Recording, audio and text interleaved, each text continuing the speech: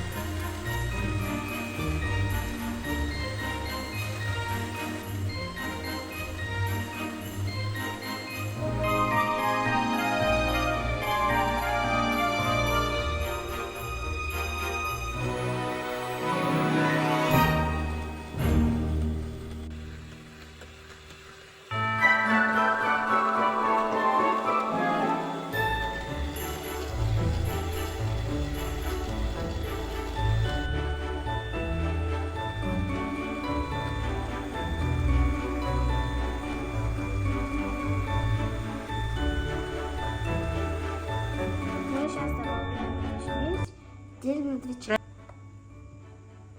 Все, да? Мы добавляем мак. И перемешиваем.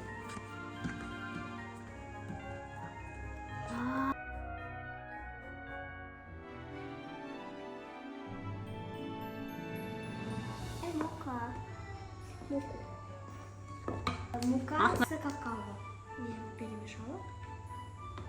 И сыпем. Давай.